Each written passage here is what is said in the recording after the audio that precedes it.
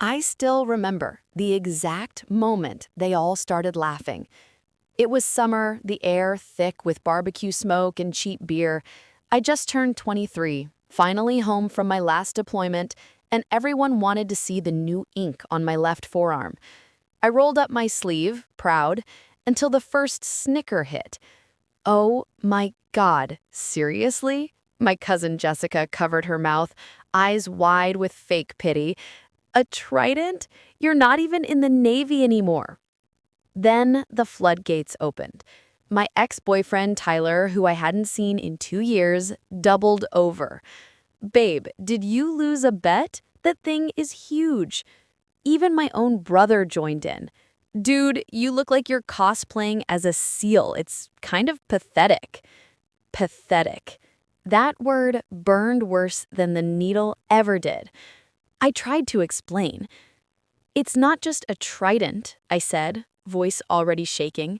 It's for Dad. He earned his Budweiser the year before I couldn't finish. Dad died in Afghanistan when I was 19.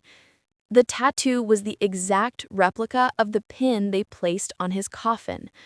I got it the day I separated from the Navy myself, because carrying his memory on my skin felt like the only way I could still feel close to him. But nobody wanted to hear that. For the next 3 years, it became their favorite joke. Family reunions, holidays, random group texts. Someone always had a new meme of my try-hard tattoo. Tyler even made a private Instagram story highlighting it every time I posted a photo. I started wearing long sleeves in 90-degree weather. I stopped going to cookouts. I let them shrink me until I barely recognized the woman in the mirror. But what I didn't know yet was that the same trident they mocked would one day silence every single one of them. The worst moment came at my little sister's wedding rehearsal dinner. I was maid of honor, forced to stand up front in a sleeveless bridesmaid's dress. The second I walked into the venue, the whispers started. Jessica actually zoomed in on my arm with her phone and airdropped the photo to half the table. Tyler, who wasn't even invited but showed up as a +1, stood on a chair and announced, "Let's all salute the wannabe warrior." Glasses clinked, people laughed, my mom looked away, embarrassed for me. I felt my chest cave in, hot tears pressed against my eyes, but I refused to let them fall in front of these people. I smiled like it was all a big joke, excused myself to the bathroom, and sat on the toilet lid sobbing so hard I almost threw up.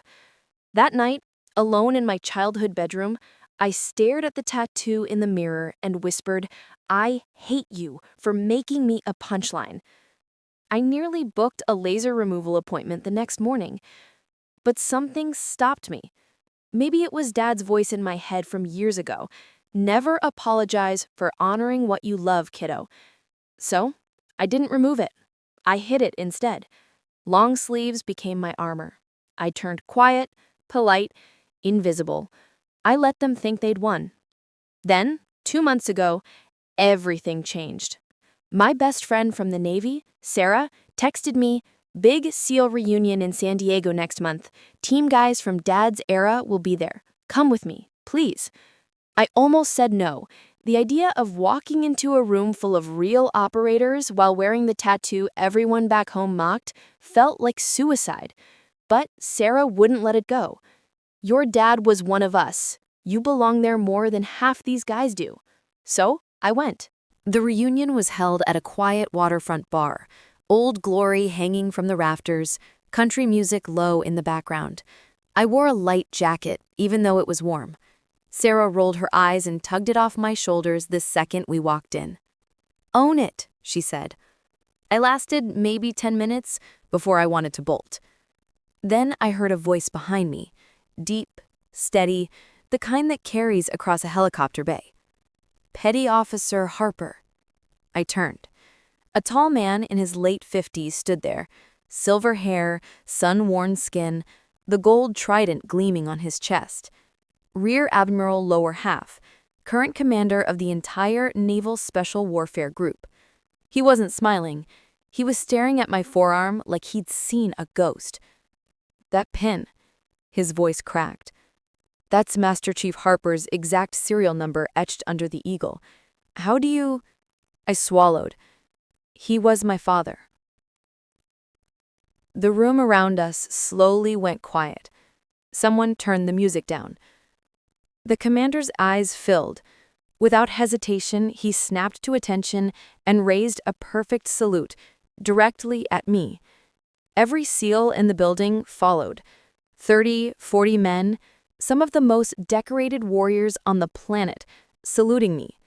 Not because of who I am, but because of who my dad was, and because I carried him with me every single day. I heard Sarah whisper, "Holy." I couldn't move. When the commander dropped his salute, he stepped forward and hugged me so hard my feet left the ground. "Your father saved my life in Ramadi," he said into my shoulder. "That trident isn't a joke, young lady. It's a legacy." That moment broke something open in me and healed it at the same time. I came home different. The next family cookout, I wore a tank top. Jessica opened her mouth the second she saw me, no doubt ready with her usual dig. I just looked at her, calm, steady, and said, "Ask me about my tattoo." For the first time in years, nobody laughed. Sometimes the things people mock you for are the very things that prove who you really are. I still wear short sleeves now, and every time I catch someone staring, I just smile. Because I know whose daughter I am, and they never will.